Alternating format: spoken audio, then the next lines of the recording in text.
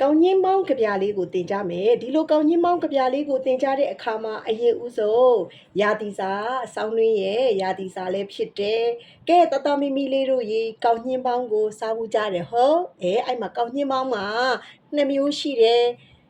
ကောင်းကြီးအဖြူဆိုတဲ့ကောင်းကြီးနဲ့လောက်တာရှိတယ်ငချိတ်ဆန်းဆိုတဲ့ကောင်းကြီးအညိုးအဲ့ဒါလေးနဲ့လောက်တာရှိတယ်အဲ့ဒီလိုကောင်းကြီးပေါင်းလေးတွေကိုနန်းတောင်းလေးတွေဖွေးဖွေးလေးတွေပဲစီပဲဆန်လေးနဲ့အတူစားလိုက်မယ်ဆိုရင်အရသာရှိတယ်တို့ရဲ့ရွာတလေးညာဒေသတွေမှာဆိုရင်တော့ကောင်းညင်းမောင်းပူပူလေးတွေကိုပဲပြုတ်ကလေးတွေနဲ့စီစမ်းပြီးတော့စားကြတယ်ဒါပေမဲ့မြို့ရွာဘက်မှာဆိုရင်တော့ဘလို့စားကြလဲဆိုရင်နှမ်းတောင်းလေးနဲ့အတူအုံးသီးဖိုးဖွေးလေးတွေနဲ့ထည့်စားကြတယ်ကွယ်ဒါဆိုတတမီမီလေးတို့ကအုံးဆန်ဖိုးဖွေးလေးတွေထည့်ပြီးကမှစားရတာကိုကြိုက်သလားပဲပြုတ်ကလေးကိုစီစမ်းပြီးစားရတာကိုကြိုက်သလားဘလို့ကြိုက်လဲဟုတ်ပြီဒါဆိုရင်တတမီမီလေးတို့လေဒီလိုကောင်းညင်းမောင်းလေးတွေကိုတို့ကဘယ်မှာအများဆုံးဝယ်စားကြလဲဟုတ်တာပေါ့ဈေးထဲမှာအများဆုံးဝယ်စားတယ်အိမ်မှာဆိုရင်လေမေမေတို့ဖွားဖွားတို့ကအတူပေါင်းပေးလားပေါင်းမပေးဘူးလားဟုတ်တယ်ပေါင်းပေးကြတယ်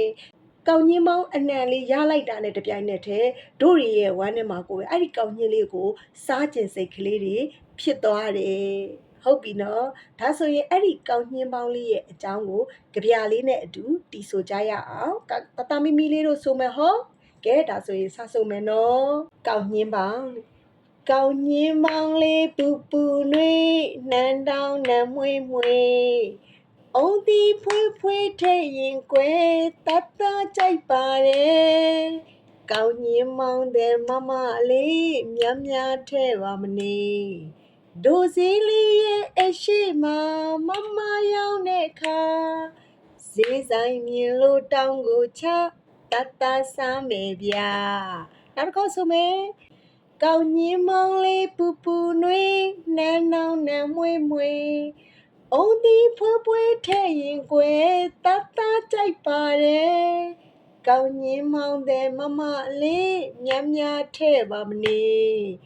ဒိုစီလေးရဲ့အရှိမမရောက်တဲ့အခါဈေးဆိုင်မြင်လို့တောင်းကိုချတတ်စားမယ်ဗျာဈေးဆိုင်မြင်လို့တောင်းကိုချတတ်စားမယ်ဗျာဈေးဆိုင်မြင်လို့တောင်းကိုချတတ်စားမယ်ဗျာဒါဆိုရင်ကြပြလေးကိုတတမီမီလေးတို့ဆိုတတ်ကြပြီနော်ဟုတ်ပြီ